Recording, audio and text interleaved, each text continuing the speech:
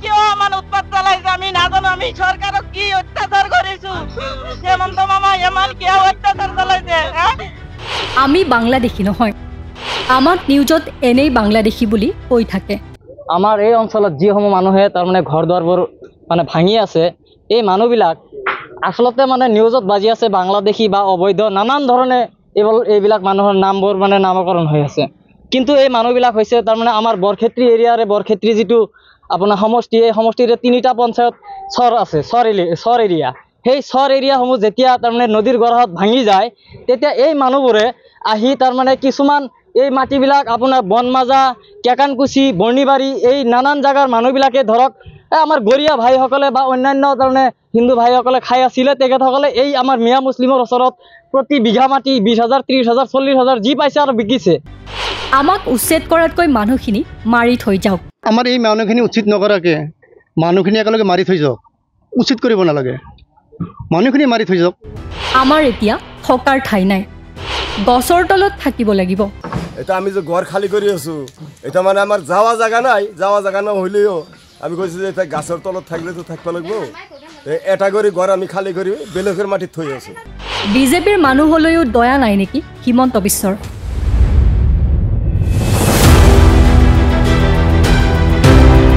মন্ত্ৰী মহোদয় মানে অলপ হেৰি কৰিব লাগিছিল, এইখিনি মানুহটো তেখেতৰে মানুহ, চব বিজেপিৰে মানুহ, হ'লে অলপ চিন্তা চৰ্চা কৰি ফালে এই দুখীয়া মানুহখিনিক ৰাখিব লাগিছিল। সংখ্যালঘু জনতাক চাই টাৰ্গেট কৰি লোৱা হৈছে নেকি? আমি স্বাধীন দেশত সঁচাকৈয়ে বাস কৰি আছোনে? নিৰ্বাচন আহিলেই আমাক অবৈধ সজাই অত্যাচাৰ কৰে। এতিয়া এই 452 বিঘা মাটিৰ মাজত মুঠ 80 বিঘা মাটি মানে এই মানে আমাৰ মিয়া মুছলিম মানুহখিনি তাৰমানে দখল কৰি আছে বা ঘৰ বান্ধি আছে। কিন্তু বাকী 350 বিঘা এতিয়াও মানে এই বুনমাজা বা আগৰ যিবিলাক মানে হেৰি আছিলে মালিক আছিলে, সেই মালিকসকলেই খাই আছে। কিন্তু তেখেতসকলক ধৰক কোনো ধৰণৰ নটিচ নাই, কিবা নাই। আমাৰ কেৱল চাই সংখ্যালঘু মানুহক চাই সংখ্যালঘু জনতাক মানে টাৰ্গেট কৰি লোৱা হৈছে নেকি মোৰ সন্দেহ হৈছে।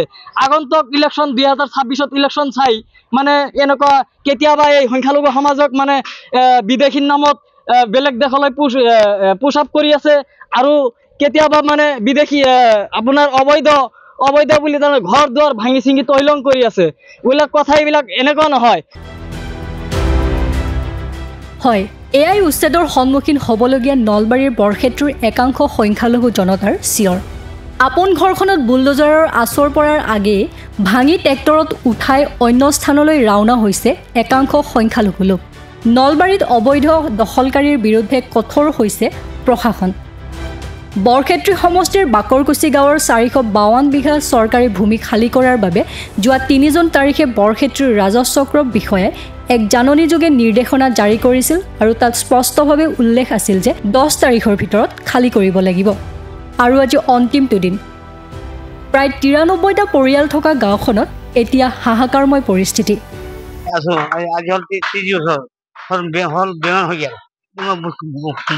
কি নাম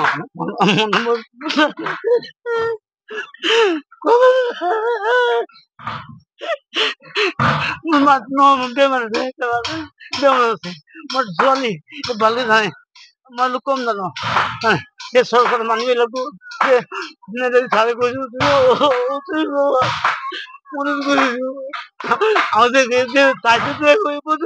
শান্তি পেলাই আমি ভোট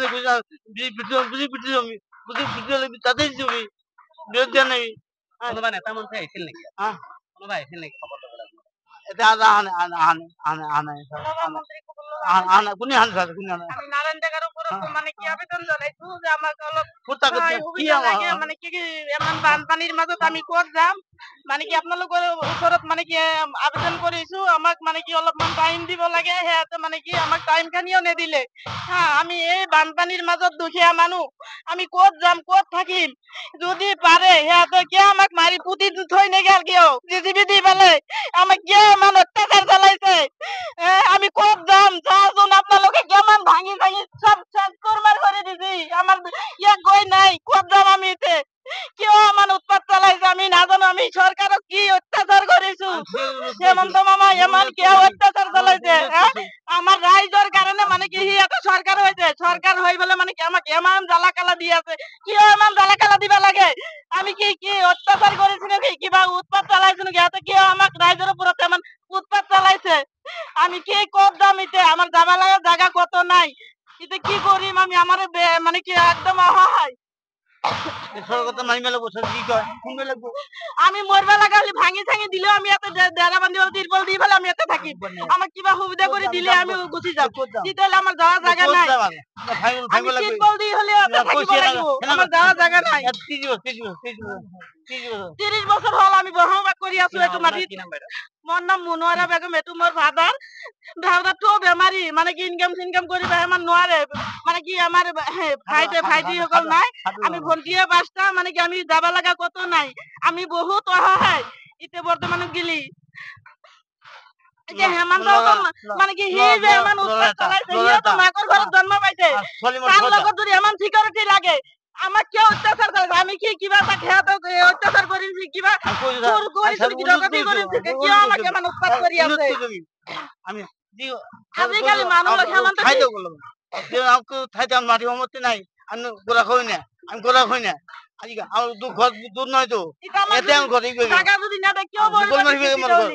আমার আগতে আমি হাইকোর্ট করছিল, পশ্চিমে পূবে হল আমার মাঠফিল, হ্যাঁ, উত্তর হল আপনার আপনার মেদি এই কোচমদি বা বরহানোর মেদি, দক্ষিণে হল চাউলখোয়া, পশ্চিমে হল আপনার পঞ্চায়েত ফিশারি। এখানে বাউন্ডারি করি ম্যাপ আঁকাই ফেলে আমি হাইকোর্ট করছি। হাইকোর্ট করে গেলে হাইকোর্টে চলে আছে, হ্যাঁ। এটা আমি যে ঘর খালি করে আছো, এটা মানে আমার যাওয়া জায়গা নাই, যাওয়া জায়গা না হইলেও আমি কইছি যে এটা গাছের তলত থাকলে তো থাকতে লাগবো। এটা করে ঘর আমি খালি করি বেলকের মাটি থই আছো,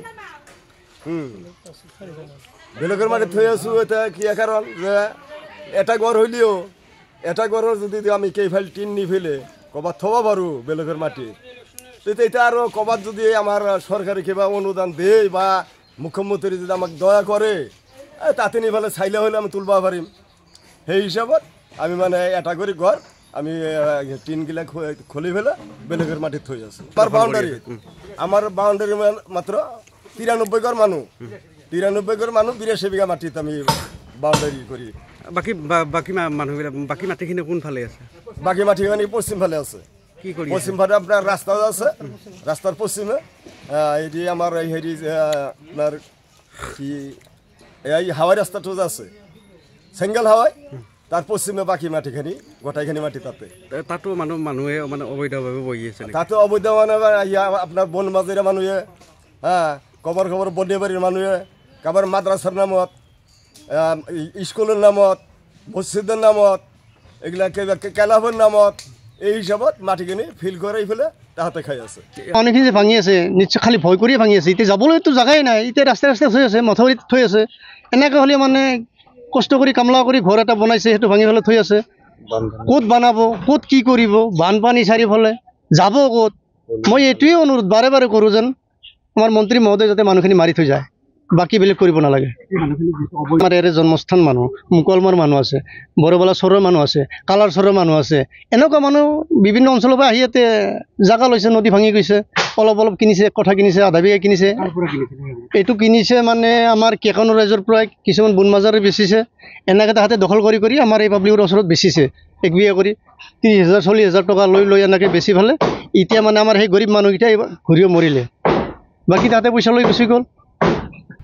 একাংশ পৰিয়ালে নিজৰ বাসগৃহসমূহ ভাঙি আন ঠাইলৈ নিছে যদিও একাংশ কিন্তু ভাঙিবলৈ এতিয়াও বাকী। আজিৰ পৰা 30 বছৰ আগতে আহি বসবাস কৰা বুলি দাবী কৰা পৰিয়ালবোৰে চৰকাৰী ভূমি খালী কৰি দিব লাগিব, নহ'লে প্ৰশাসনৰ বুলডোজাৰ চলিব এই অবৈধ পৰিয়ালসমূহৰ ওপৰত। নলবাৰীৰ পৰা ভৱজিৎ বৰ্মনৰ প্ৰতিবেদন, নৰ্থ ইষ্ট নাও।